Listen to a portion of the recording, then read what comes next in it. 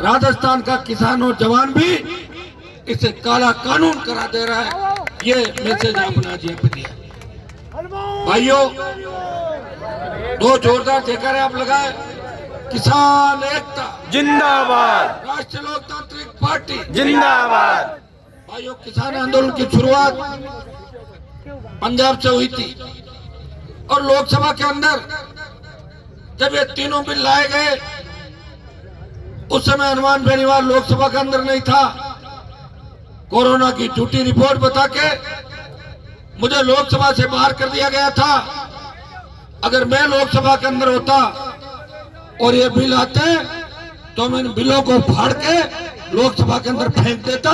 इतना कमजोर हनुमान बेनीवाल था। जैसे ही मैं बाहर आया, पहली प्रेस कॉन्फ्रेंस करी थी मैंने, तीनों कृषि बिलों का अध्ययन किया और तीनों कृषि बिलों को काला कानून करार दे दिया। भाइयों, तीनों कृषि बिल जिसके अंदर मंडियां खत्म हो जाएगी, काला बाजारी बढ़ेगी और किसान की जमीन पे गिद्ध दृष्टि लगाए हुए उद्योगपति, पूंजीपति और माफिया कब्जा कर लेंगे।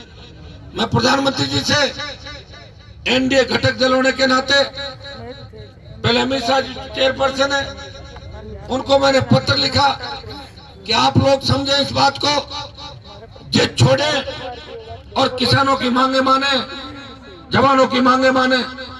भाइयों, पंचायत चुनाव होने की वजह से व्यक्तिगत उपस्थिति में नहीं दे सका और मैं ये भी कहना चाहूंगा कि देश के अंदर जो आंदोलन चल रहा है, इस आंदोलन को देश के विभिन्न किसान संगठन चला रहे हैं। मैं भी नहीं चाहता कि मैं राजनीतिक माइलेज और पॉलिटिकल माइलेज इस मामले में लूं, लेकिन मेरे भाइयों को तकलीफ के अंदर देख के, किसानों को तकलीफ के अंदर देख के 33 से ज्यादा किसानों ने शहादत दे दी, लेकिन दिल्ली की सरकार की नींद अभी तक नहीं उड़ी।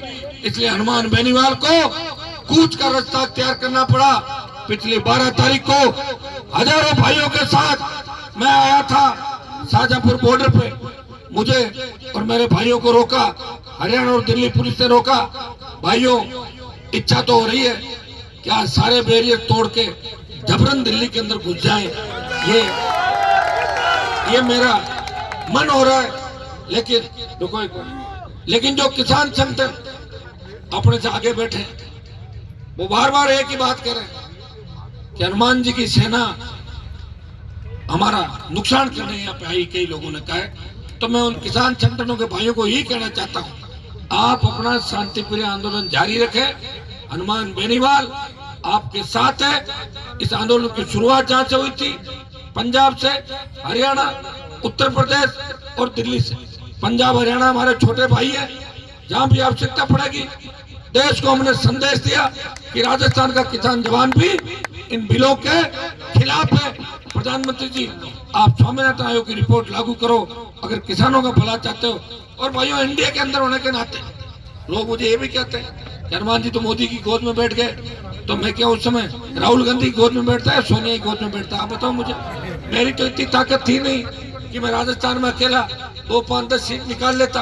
अगर इतनी ताकत आपके अंदर आ जाएगी, उतनी मैं सारे गठबंधन खुद ही तोड़ दूंगा। अभी पंचायत चुनाव लड़ाए थे ना, अपनी ताकत को भी पहचान। हनुमान बेनीवाल आया था, कितने जिलों में खाता खुला था जिला परिषद, बता तो दो, यहाँ सब जिलों के लोग बैठे राजस्थान के अंदर। भाइयों, ये तो मैं ही मजबूत हूँ। आपको मजबूत करने के लिए हमेशा आगे की पंक्ति में खड़ा मिलता। हमारे ओकार जी 100 वोट से हार गए थे मात्र। ये दुर्भाग्य है कि हम सबसे ज्यादा मेहनत करते हैं, कोशिश करते हैं, प्रयास करते हैं, लेकिन हमारे ही भाइयों को हमारे खिलाफ हथियार बना के खड़ा कर दिया जाता है। इसी का नाम राजनीति है। अब कूच तो दिल्ली कर रहे हैं, लेकिन राजस्थान की सरकार के पेट में भी दर्द है। दूसरों को तो कह रहे हैं कि दिल्ली जाओ तुम, लेकिन हनुमान की सेना नहीं जाए, नहीं तो हनुमान किसानों का नेता हो जाएगा। और गहलोत साहब इस चीज को बर्दाश्त नहीं कर पाते। तब से सुबह से आपने देखा होगा 2-3-4 जगह नौजवानों की छोटी मोटी झड़पें भी हो गई थी। आज हमें रोकने के लिए राजस्थान की पुलिस को यहाँ लगाया। क्या आवश्यकता है राजस्थान की पुलिस की? यहाँ बताओ। बॉर्डर तो हरियाणा का है, किसका बॉर्डर है? दिल्ली जाना होगा तो कहाँ से निकलेंगे?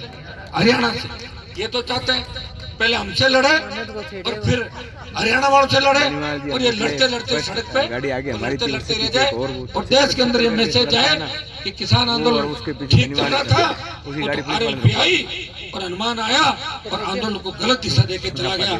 भाइयों, आंदोलन की शुरुआत, जन संगठन आंदोलन की शुरुआत की, वो ये चाहते हैं कि आंदोलन को उनके तरीके से चलाया जाए। वो चाहते हैं कि किसी तरह की राजनीति नहीं हो, और मैं तो मेरी पार्टी के साथ यहाँ सबके साथ आया हूँ, और हर पार्टी का झंडा भी हर आंदोलन में लगा हुआ। कांग्रेस वाला आंदोलन करते हैं, कांग्रेस का झंडा है, कॉमरेड आंदोलन कर रहे हैं, लाल झंडा लगा रखा है। जब RLP आंदोलन में आएगी तो झंडा तो RLP का ही लगेगा, कोई दूसरा झंडा आंदोलन के अंदर नहीं लगेगा। और मैं आपको विश्वास दिलाता हूँ, एक लोगों की बहुत बड़ी तकलीफ ये भी है, NDA के अंदर है, NDA के अंदर है। मैं कौन सा कोई फेविकोल से चिपकाऊं NDA के अंदर, आप बताओ? मेरा कोई फेविकोल से तो चिपकाया नहीं। और मैं घोषणा करता हूं कि तीनों कृषि बिलों के खिलाफ, बाकी जितने भी प्रधानमंत्री के बिल थे, धारा 370 से लेके जो बिल आए, हनुमान बेनीवाल ने उनका समर्थन किया।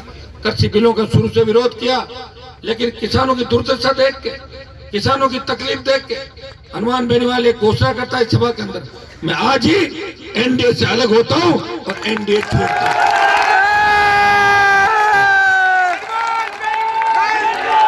हनुमान बेनीवाल, हनुमान बेनीवाल।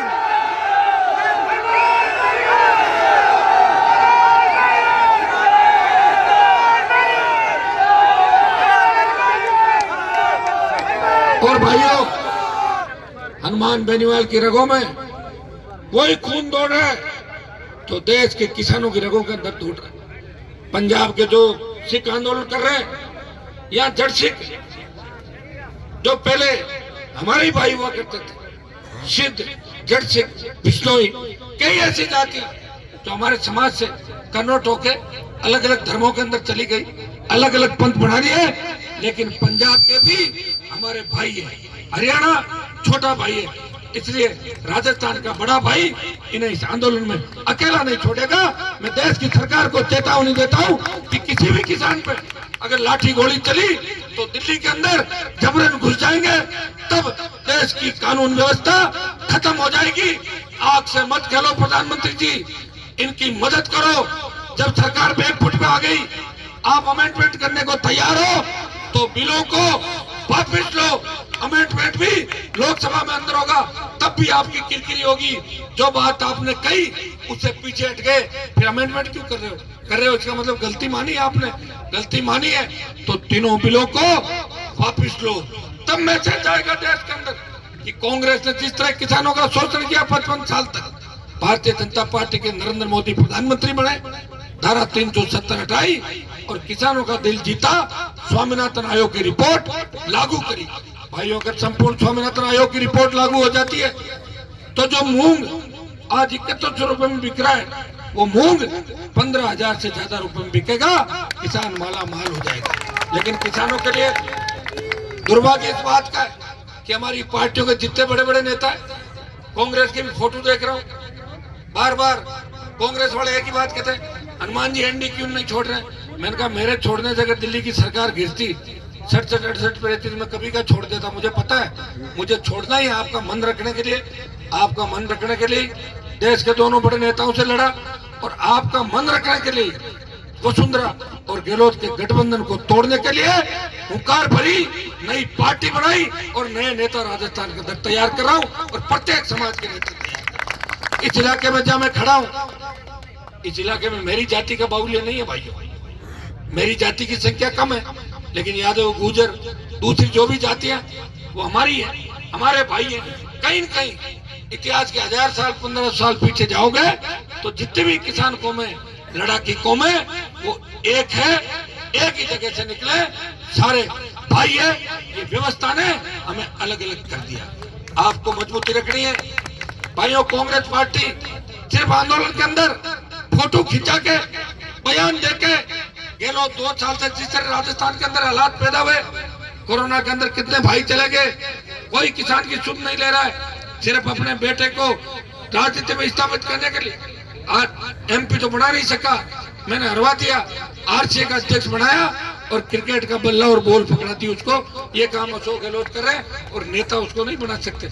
यही काम भारतीय जनता पार्टी करी राजस्थान के अंदर। बताओ मुझे, 2 साल में भाजपा ने कोई आंदोलन किया? सड़क पे बैठी हल्ला बोल, कहीं तो 20 आदमी जा रहे हैं, कहीं 15 आ रहे हैं, एक थानेदार लाठी चलाता है, भाग जाते हैं दौड़ते हुए, लाठीचार्ज हो गया, लाठीचार्ज हो गया। भाइयों, ये भारतीय जनता पार्टी और कांग्रेस का मिला जुला खेल जो राजस्थान के अंदर चल रहा है, इसे हमें खत्म करना है। राजस्थान वो मजबूत राज्य है, ये लोक देवताओं की वीर धरती है। वीर तेजाजी महाराज ने 1000 साल पहले गायों के लिए लड़ते हुए प्राण न्यौछावर किए और अपना वचन निभाया। कहा मुझे मेरा वचन निभाना। रघुकुल रीत सदा चली आई, प्राण जाए पर वचन न जाए। और हनुमान बेनीवाल भी इस किसान कौम के लिए अपना वचन निभा रहा है। 4 बार राजस्थान में मंत्री पदों को ठोकर मारी और आज दिल्ली में भी मार दी। एनडीए छोड़ के मेरे भाइयों के साथ सड़क पर खड़ा मिलूंगा, ये मैं आपको विश्वास दिलाता हूं। रही बात दिल्ली कूच की, एक बार जितने भी संगठन है उनसे भी आप बात कर लो। अगर वो लोग तैयार हो जाते तो मैं तो अभी बैरियर उठा के फेंकवा दूंगा, फिर चाहे लाठी गोली चले। वो बदनामी हनुमान बेनीवाल की नहीं होनी चाहिए। एक बार आप लोग यहाँ से जाके उनसे बात कर लेना। बाकी हमारे मजबूत जवान अगर दौड़ेंगे, मुझे पता कि बैरियर कहाँ जाएंगे और आंसू गैस के गोले किस साइड से किस साइड में जाएंगे। मैं नहीं चाहता, मैं ये भी नहीं चाहता कि अशांति का सारा ठीकरा मेरे ऊपर फूटे। लोग तो तैयार बैठे हैं, लोग इधर से ठीकरा फूटे, रात को हाथ मिला ले आपस में। भाइयों, मैं आपको इतना ही विश्वास दिलाता हूँ, इस किसान आंदोलन के अंदर कोई राजनीतिक माइलेज लेने के लिए मैं यहाँ नहीं आया हूँ। पिछली बार जब आया था, देश के गृह मंत्री जी ने 2 बार मुझे कहा, क्योंकि मैं एनडीए के अंदर हूँ, उनका मेरे साथ ठीक है और मैंने उनकी बात रखी। उन्होंने कहा हनुमान जी, एक बार मेरे कहने से मानो, मैं 10-15 हजार लोगों को लेके वापिस चला गया था, आंदोलन खत्म नहीं किया था। कई लोग जो मुझे देखना नहीं चाहते, मुझे बर्दाश्त करना नहीं चाहते, और कई लोग तो ऐसे जो इंडिया को पसंद नहीं करना चाहते, खाते तो इंडिया की है और गीत चाइना और रशिया की गाते हैं। ऐसे लोग भी देश के अंदर बहुत है। वो तो सोशल मीडिया पे कुछ भी डाल देंगे कि हनुमान आया और चला गया। हनुमान कहाँ चला गया? हनुमान तो वापिस आ गया। और तुम भी तो आए थे, क्या तीर मार लिया अभी तक? मुझे बता दो इस देश के अंदर। भाइयों, कम से कम मैं तुम्हें गलत दिशा के अंदर नहीं ले जा रहा हूँ। मैं धन्यवाद दूंगा मेरे तमाम किसान भाइयों जो पिछले 1 महीने से डटे हुए साजत थी। और हनुमान बेनीवाल तीसरा देश का दल बना, शिवसेना एनडीए छोड़ के अलग हुई, जो मजबूत भारतीय जनता पार्टी की मजबूत बात थी। उसके बाद अकाली दल गया और आज राष्ट्रीय लोकतांत्रिक पार्टी एनडीए छोड़ के जा रही है। किसान कौम को इससे बड़ा तोहफा हनुमान बेनीवाल नहीं दे सकता। और मैं फिर आपको कहना चाहता हूं कि बीजेपी के नेता कहते हैं कि हनुमान बेनीवाल गठबंधन से चुनाव जीत गया। भारतीय जनता पार्टी के नेताओं को मैं चेतावनी देता हूं, मैं चुनौती देता हूं कि मैंने 16 जगह बीजेपी का प्रचार किया था राजस्थान के अंदर। वो 16 सीट छोड़ो, मुझे 2.5 लाख वोट दिए थे, 30 लाख दिलाए। आप तो 8 एमपीओ के इस्तीफे दिला दो, मैं दे देता हूं। मैं कांग्रेस से गठबंधन नहीं करूंगा और नागौर की जनता मुझे वापस सांसद बना के भेज देगी। ये चेतावनी और चुनौती मैं शाहजहांपुर बॉर्डर से भारतीय जनता पार्टी के नेताओं को देने के लिए आया हूँ। गठबंधन के अंदर तो जब आपको जरूरत थी, जब मेरा काम ले लिया और जरूरत निकली, हमारे को छोड़ दिया। आपका तो काम ही यही रहा। अगर 267 सीट आती, सारे गठबंधन की याद आ जाती। 303 है, इसलिए चाहते हो कि जल्दी जल्दी इनको निकालो ताकि अकेले ही भाजपा देश के अंदर खड़ी रहे। मैं तो राजस्थान के अंदर आपको चुनौती देता हूँ, 2023 के अंदर अगर भारतीय जनता पार्टी को तीसरे नंबर पर नहीं धकेल दिया तो मेरा नाम बदल देना कि तेजाजी महाराज के देवनारायण भगवान, कृष्ण भगवान और राम साहब पीर के भक्त इतनी तादाद के अंदर यहाँ है। भाइयों, संख्या हजारों में नहीं है, लाख पार संख्या है। वो दूर तक जवान किसान खड़ा है और यहाँ ऐसी जगह आया है 1200 किलोमीटर अपने साधन लेकर आए। हमने कोई साधन नहीं लगाए, कोई पूंजीपतियों से सहयोग नहीं मांगा और कोई झोली फैला के भीख भी नहीं मांगी दूसरे संगठन की तरह कि 2-2 रुपए दे दो। कभी हनुमान बेनीवाल ऐसा काम नहीं करता। पार्टी भी बनाई, चुनाव भी लड़ाए, आप यहाँ पे आए, प्रयास किया। मुझे पता है कि मेरे बहुत से भाइयों ने मेहनत करी, मेहनत करके और आज कूच को सफल बनाया। कुछ देर एक बार हम लोग यहाँ बातचीत करेंगे, उसके बाद अगला कदम हमारा क्या होगा ये रणनीति हम लोग यहाँ पे बढ़ाएंगे। मैं आपको धन्यवाद दूंगा। और भाइयों, दुर्भाग्य इस बात का कि जब हुंकार हमने राजस्थान के अंदर भरी थी तब शायद पहली हुंकार थी कर्ज माफी। धन्ना सेठों का 3 लाख करोड़ का कर्जा दिल्ली की सरकारों ने माफ किया। राजस्थान का 82,000 करोड़ का कर्जा माफ होना चाहिए। मैंने कहा मुफ्त बिजली राजस्थान के किसानों को मिले। बिजली उत्पादन के अंदर विंड एनर्जी और सोलर एनर्जी के बाद राजस्थान जल्दी 1 नंबर पे आ जाएगा।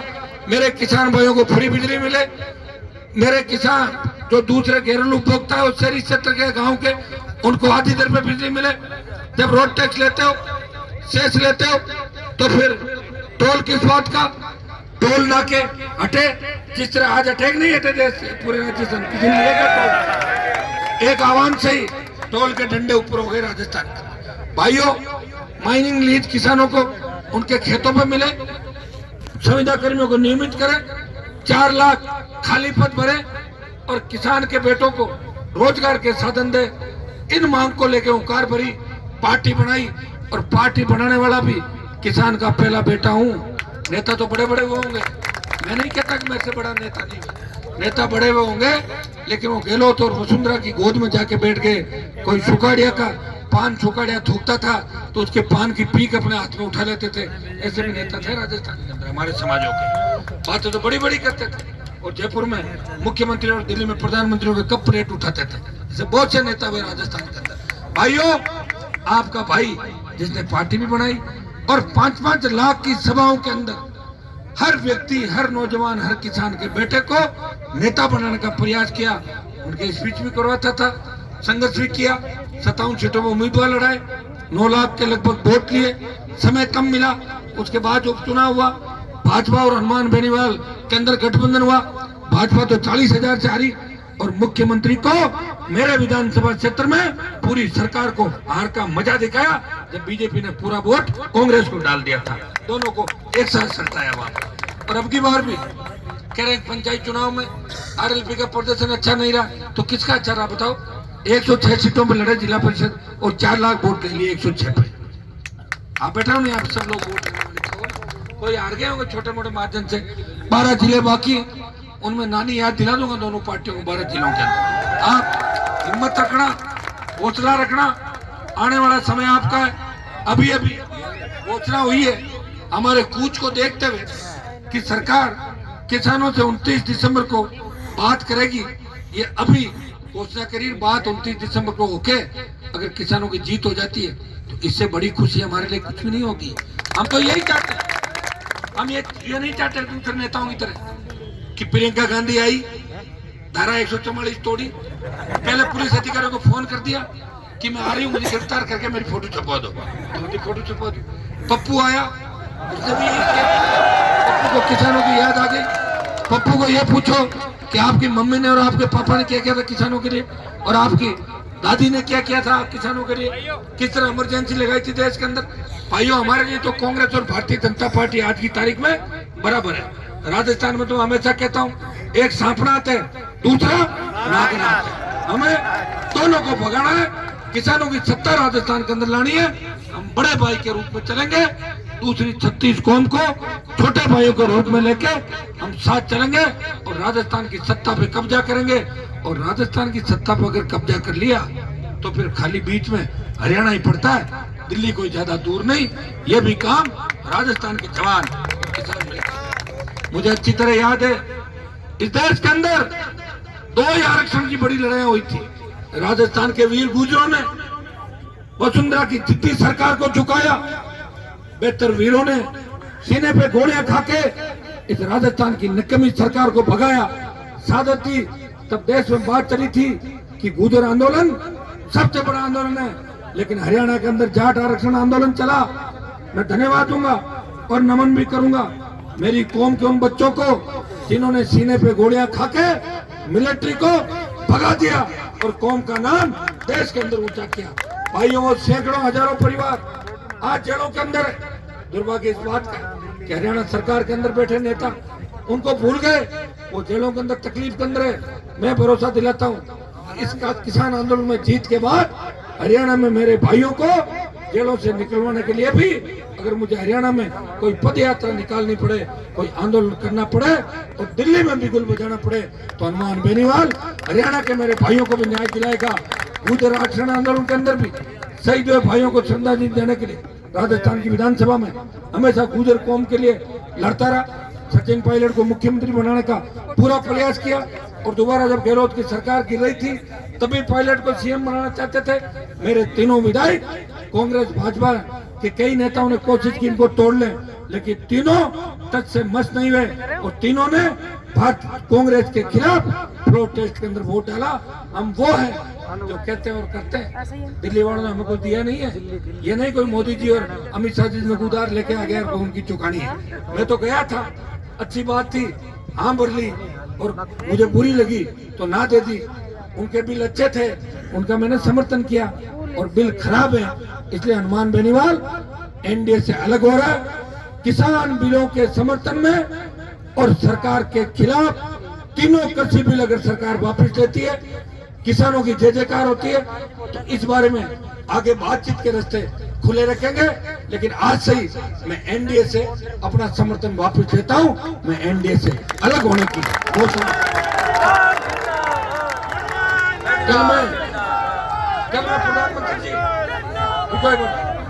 कल मैं प्रधानमंत्री जी का भाषण सुन रहा था। प्रधानमंत्री जी कह रहे थे हमने किसानों को ये दे दिया वो दे दिया। कहां पे दे दिया मुझे बताओ। अगर 8,000 रुपए किसान सम्मान निधि के या 6,000 रुपए किसान सम्मान निधि के किसान के खाते में आ रहे हैं तो उससे कोई किसान की आर्थिक स्थिति ठीक नहीं होगी। किसान की आर्थिक स्थिति ठीक होगी, उसका माल 3 गुना 4 गुना कीमत पे उसकी उपज मंडी के अंदर जाए, सरकार पूरी खरीद करे, उसके समय पे भुगतान हो, हर खेत में सिंचाई का पानी जाए, सिंचाई की बंद पड़ी परियोजनाओं को चालू करें, किसान के बेटों को रोजगार के साधन मिले, कानून का राज देश के अंदर हो, तब जाके किसान का भला होगा। प्रधानमंत्री जी अपनी जीत छोड़ो, अभी तुम 3 ही अलग हुए, धीरे धीरे धीरे धीरे एनडीए का कुंभा बिखर जाएगा और अकेली भारतीय जनता पार्टी रह जाएगी। तीनों उपचुनाव जो राजस्थान के अंदर है, राष्ट्रीय लोकतांत्रिक पार्टी तीनों उपचुनाव लड़ने की घोषणा करती है, किसी से गठबंधन नहीं करेंगे, आरएलपी तीनों चुनाव लड़ेगी। और मैं मेरे भाइयों को जितनी भी टीमें चूरू जिले का आसपास शेखावाटी का इलाका, आप सब अभी से ही सुजानगढ़ इलाके की टोल लेने के लिए निकल पड़ो। भीलवाड़ा, अजमेर, चित्तौड़ के नौजवान और हमारे पार्टी के पदाधिकारी प्रभारी साड़ा रायपुर के लिए टोले हो, राजसमंद और दूसरे जो इलाके जयपुर की टीमें और टीमें वहां जाके लोगों की समस्याओं के समाधान के लिए अभी से ही संघर्ष की शुरुआत करें। भाइयों, आपने बहुत प्रेम आशीर्वाद मुझे दिया। इस प्रदेश में सबसे बड़ी रैलियां किसी ने करी वो हनुमान बेनीवाल के खाते में गई, लेकिन मैंने भी आपको कभी धोखा नहीं दिया। भाई मान के, परिवार का सदस्य मान के, हो सकता है किसी को कुछ कह भी दिया तो अधिकार पूर्वक का, खुद के फायदे के लिए कहा कि आप अगर सुधरोगे आपका भला होगा, मेरा भला नहीं होगा। मेरा भला तो जब होगा जब आप सबका भला होगा। ये बात जरूर मैं पार्टी के अंदर भी कई बात आप लोगों को कहता रहता हूँ। भाई बन के, बेटा बन के आपके संघर्ष के अंदर हमेशा साथ रहा हूँ। एक बार आप सब लोग विचार विमर्श कर लें कि हमें क्या करना चाहिए और क्या नहीं करना चाहिए। तो अभी कोई यहाँ से हिलेगा नहीं। पहले मेरी बात सुनो, अभी शाहजहांपुर बॉर्डर पे बैठे हो, मैं जब तक कोई बात नहीं कहूँ अंतिम, तब तक पानी पेशाब करने के लिए तो जा सकता हो, बाकी यहाँ से निकल मत जाना गाड़ियों के अंदर बैठ के। कहीं ऐसा नहीं हो मुझे अकेला छोड़कर गांव चले जाओ सारे। अभी आपको बैठना है 5-10 मिनट, हम निर्णय करेंगे कि हमें आगे क्या करना है। वो निर्णय सुनने के बाद आपको फैसला लेना है। एक निर्णय तो हमने कर लिया, एनडीए को बाय बाय विदाई दे दी। और अब दूसरा 15 मिनट का ब्रेक है। 15 मिनट में मेरे पार्टी के तमाम पदाधिकारी, तमाम जिला अध्यक्ष और विधायक वो एक जगह, कोई भी जगह तय कर ले जाए, एक जगह बैठ जाए सारे लोग। कहाँ बैठो? तय कर लो आप, यहीं बैठ के बात कर लेंगे। तो मेन लोग आ जाओ उधर बैठो आप। एक पीछे चलो तो हाँ, तो मंच के पीछे पार्टी के पदाधिकारी मेंबर नहीं बैठो। आप कहाँ जा रहे हो? अरे कहाँ जा रहे हो आप लोग? अरे कूच नहीं करना, रुक जाओ एक बार, इधर मत जाओ, एक बार बैठो सारे लोग, रुक जाओ एक बार। 15 मिनट का ब्रेक है, पानी पी के और पेशाब करके आ सकते हो। इधर दिल्ली की तरफ मत आना, कोई गड़बड़ मत करना। हमारे पदाधिकारी और पूरी टीम, जितने भी पदाधिकारी, प्रवक्ता, विधायक और प्रमुख लोग, आप एक जगह आ जाओ। फिर अपन पीछे की तरफ चल के रणनीति तय कर लें कि अब हमें, वैसे एक तो हमने तय कर लिया कि आज की रात तो हम यही गुजारेंगे, ये तो तय कर लिया। और अभी कोई गर्मा गर्मी करनी है नहीं करनी, वो 15 मिनट के अंदर आपको बता देंगे। तब तक आप बैठ जाओ, एक बार बैठ जाओ। बहुत बहुत आपको धन्यवाद। बैठो सारे साथ। आप सभी से निवेदन